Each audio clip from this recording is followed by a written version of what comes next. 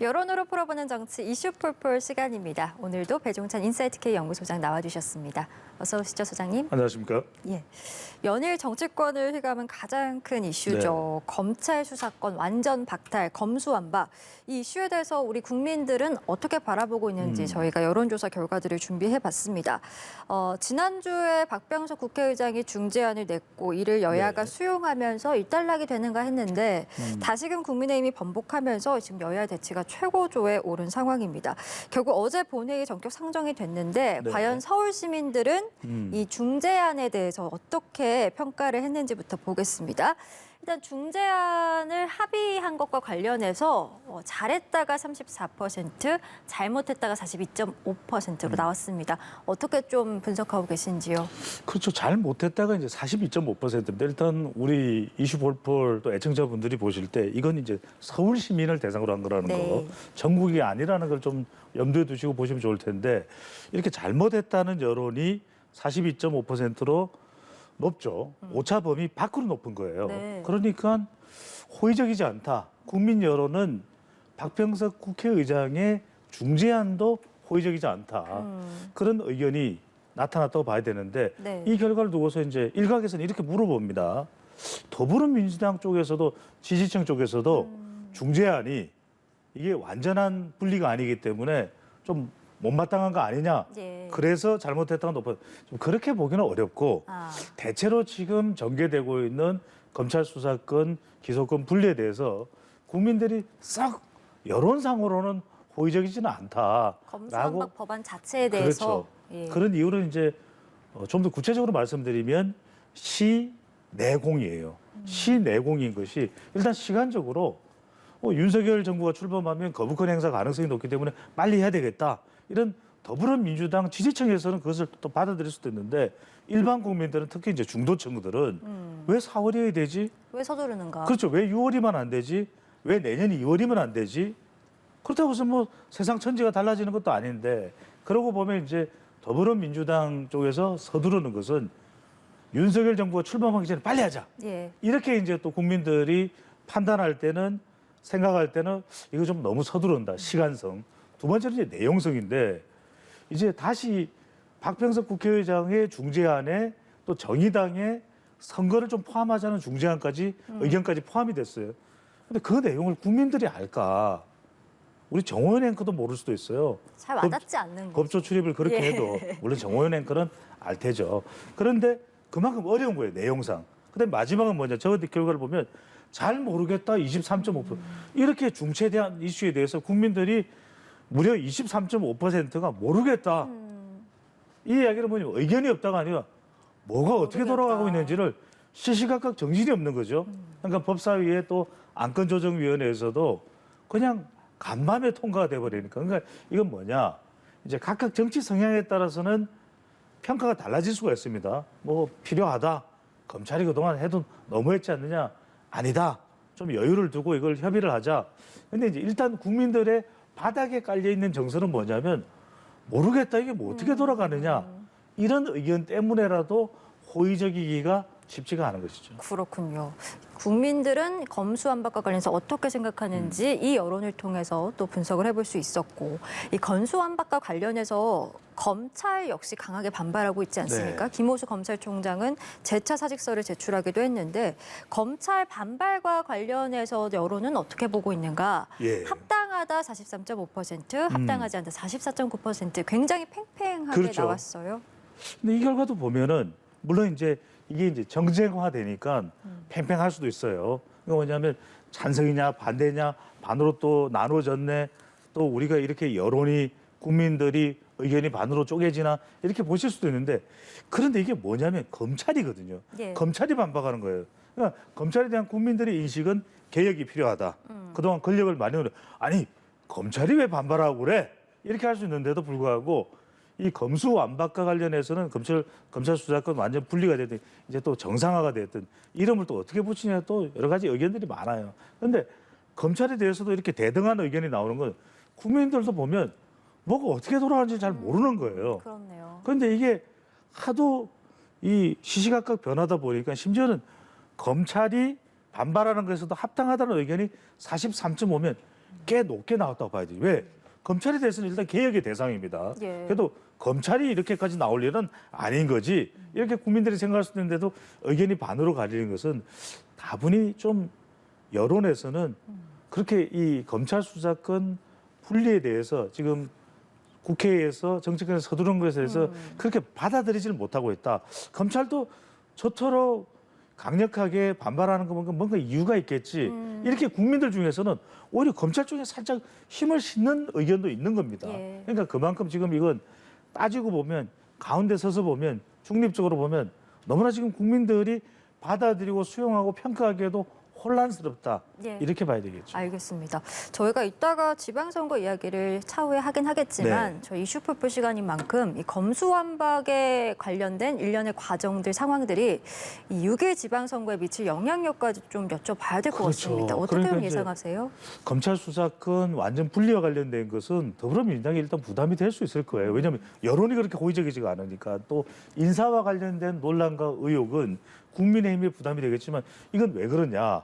그래서 지금 국민의힘 쪽에서 나오는 의견은 국민투표에 붙이겠다. 예. 이게 이제 법 제도적 차원에서 국민투표가 가능하냐. 지금 중앙선관위에서는 그렇게 그다지 긍정적이지 않은 유권 해석이 나와요. 이거 쉽지 않다. 뭐 헌법 제72조도 있고 또 헌법 불합치 판결이 내려진 네.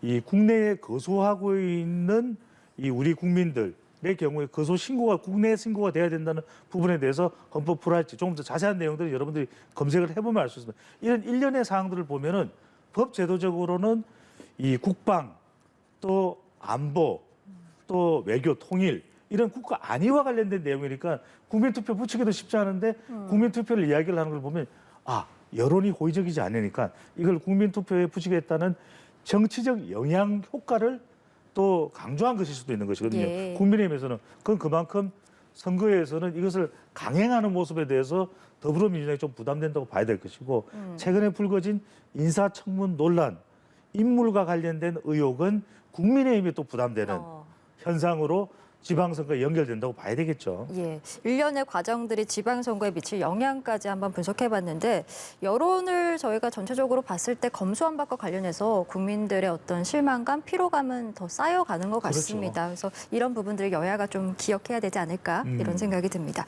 저희 이번에는요 윤당선인의 국정운영 평가와 관련된 전망도 한번 해보도록 하겠습니다. 역시나 서울 시민들에게 물어봤어요. 일단은 긍정 전망이 과반으로 나왔습니다. 지난 조사보다 근소하지만 올랐거든요. 그렇죠. 어떤 요인이 좀 영향을 미쳤다고 보십니까? 기대감도 있어요. 그러니까 역대 당선인과 비교하면 높지는 않지만 그래도 윤석열 당선인에 대한 긍정 전망이 나오는 건 역시 기대감이라고 봐야 되겠죠. 예. 이것은 이제 우리가 대선 결과의 영향이라고 볼 수 있는 것인데 그럼에도 불구하고 부정 전망이 45.7%면 또 상당히 부정이 높다고 봐야 되죠. 그렇네요. 그래도 이 임기가 이렇게 이제 시작이 가까워지면 적어도 당선인의 경우 역대의 경우를 본다면 한 60 또는 70% 이상은 돼야 돼요. 그러니까요. 부정 전망은 한 30% 내외 이렇게 돼야 되는데 이렇게 되는 이유는 국내에 연기력이 좋은 배우의 이름을 따서 제가 뭐라고 설명을 했습니까? 연기력이 좋은 배우요? 네, 올드보이 아, 최민식, 유지태죠. 유시태. 유지태 현상이다. 왜 이렇게 잘못 왜 이렇게 될 짚었네요. 수밖에 예. 없느냐? 그러니까 대선 결과의 여파, 이 차이가 별로 안 났잖아요. 그 여파가 유지되고 있는 것이고, 그 다음에 지방선거가 또 있다 보니까 이런 대결 구도가 예. 불거지고 이어지고 있는 거죠. 마지막은 유지태의 태는 태도입니다. 지금 뭐 집무실 이전 또 일정 관련된 부분 또 문재인 대통령이 검찰 수사권과 관련돼서 대담을 했었죠. 네. 이 대담 내용에 대해서 한동훈 법무부 장관 후보자도 또 반박을 하고 의견을 내고 이러다 보니까 갑론을박 설왕설래가 되면서 이 대결 구도가 이제는 태도 예. 유지태가 되는 거죠. 그렇군요. 네. 사실상 이번 주에 있었던 새 정부 첫 인사청문회가 파행이 되지 않았습니까? 그렇죠. 그런 것들만 봐도 앞으로 윤당선인의 국정 운영이 쉽지만은 않을 것 같다라는 생각이 들거든요. 우리 이슈 풀풀을 통해서 바로 인사 부분이 문제가 될 수도 있다. 사실상의 파행을 제 입으로 이야기를 할 수는 없는 거니까 예. 그런 걸 암시를 했죠. 그렇다면 우리 방송을 들었다면은 대체로 어떤 부분을 해결해? 이게 교통정리 부분이죠. 왜냐하면 한덕수 총리 후보자 쪽으로 집중될 수밖에 없는 것은 더 큰 논란과 의혹의 중심에 서 있는 인물이 있거든요. 그건 누구냐면 정호영 후보자, 예. 또 이상민 후보자, 또 지금 심지어는 김인철 사회부총리 겸 교육부 장관 후보자까지 논란과 의혹이에요. 예. 학생들이 적정하지 않다. 외대 학생들이 이런 의견을 낼 정도거든요. 그러다 보면 조금 저는 교통 정리가 필요할 것 같아요. 해명할 건 적극적으로 해명 필요합니다. 네. 무조건 논란과 의혹이 있다고 다 잘못된 건 아닙니다. 그렇다면 그런 해명도 진행을 하면서 동시에 모든 인사가 다 완벽할 수는 없는 겁니다. 국민 눈높이에 맞을 수는 없는 것이거든요. 그럼 국민 눈높이에 맞지 않는 부분은 윤석열 당선인이 됐든 또 취임식이 다가옵니다. 언제까지 이 인사와 관련된 논란과 의혹을 인사청문회까지 거듭하고 반복할 수는 없는 것이거든요. 이 부분을 해소하는 노력이 필요한 거죠. 이렇게 되면 한덕수 총리 후보자 쪽을 향했던 비난과 또는 지적에 이 집중되는 것이 좀 해소될 수 있습니다. 아 그래 그래도 정부 출범을 못하면 안 되잖아요. 이런 게 좀 해소될 수 있는데 워낙 이 지금 논란과 의혹 쪽에 집중이 돼 있다 예. 보니까 국민들의 비판까지 이 부분을 좀 해소할 필요가 있어 보입니다. 예, 알겠습니다. 자연스럽게 관련된 내용과 좀 연부지어서 지방선거 이야기 해보겠습니다. 네. 6일 지방선거의 성격을 묻는 질문 저희가 매번 보여드리고 있는데 새 정부 견제를 위해서 46.9%, 새 정부 안정을 위해서 지금의 국민의힘을 지지하겠다 47.5%. 역시 거의 비슷하게 집계가 됐어요. 정말 그렇죠. 근소한 차거든요. 그 아까 말씀드렸잖아요. 역대 대선 이후의 선거를 하면은 이른바 승리 프리미엄이 작동되거든요. 그러니까요. 그러니까 밴드웨거닝 예. 편성되는 효과로 윤석열 정부가 출범하는데 그렇지 여당 후보들이 상당히 유리할 수 있고 그리고 윤석열 대통령 이제 5월 10일부터는 대통령입니다. 마케팅을 하면 돼. 이렇게 생각할 텐데 지금 서울 지역이긴 하지만 보시면 서울에서 31만 표로 윤석열 당선인이 이겼던 곳이거든요. 그쵸. 그런데도 불구하고 팽팽합니다. 팽팽해요.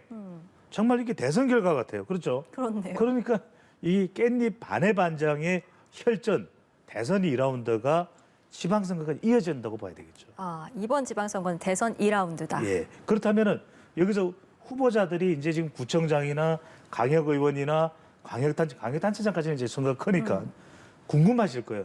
아, 그래도 이슈 폴폴해서 좀 어디에 역점을. 그러니까 이럴 때 선거 현장에서 중요한 건 누구냐?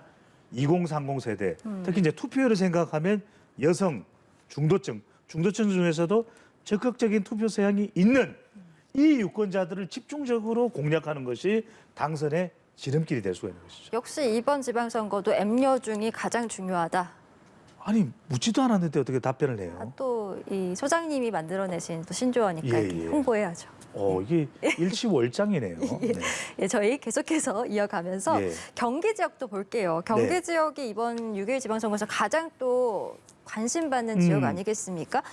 민주당 경기지사 지금 후보로 김동연 후보가 확정이 되면서 김은혜 후보와 양측이 벌써 기싸움을 벌이고 그렇죠. 있는데 일단 미디어 리서치 결과에서는 김동연 후보가 조금 앞서고 있습니다. 이건 또 이제 선거일이 가까워지면 계속해서 엎치락 뒤치락 하기 때문에 끝까지 봐요. 대선도 그랬잖아요. 그렇죠. 그러니까 이 경우에는 경기도에서 이재명 명심이 작동되는 것이고 그리고 46만 표로 대선에서도 이겼었잖아요. 그러니까 사실은 김동연이지만 저 김동연의 이름이 이재명이에요. 그만큼 명심이 작동되고 있다. 그것을 우리가 풀이할 수 있는 것이고 김은혜 국민의힘 후보의 경우에는 윤심이 작동하고 있다. 네. 지금은 조금 차이나 보이지만 대선이 가까워지면 양김의 대결이 아니라 투킴의 대결이 아니라 말 그대로 윤심 대 명심의 대결이기 때문에 더 접전을 벌이게 될 수 있습니다. 예, 알겠습니다. 그럼 이어서 서울 상황도 네. 볼게요.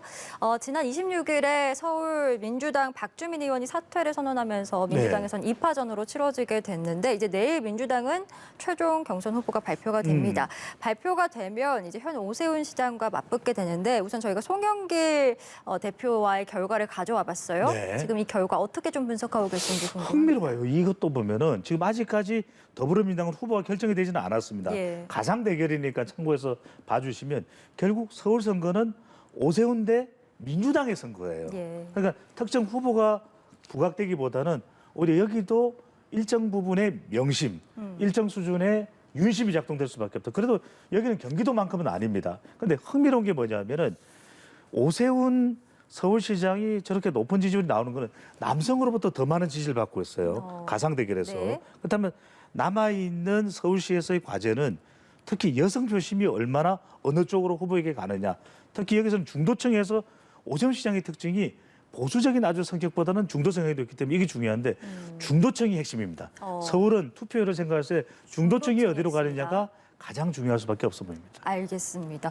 저희 참고로 이 결과는 박주민 의원이 사퇴하기 전에 있었던 여론조사 결과라는 점 마지막으로 말씀드리겠습니다. 자, 저희 여론으로 보는 정치 이슈 폴폴 오늘은 여기까지 하도록 하겠습니다. 배종찬 인사이트K 연구소장과 함께했습니다. 오늘 말씀 고맙습니다. 감사합니다.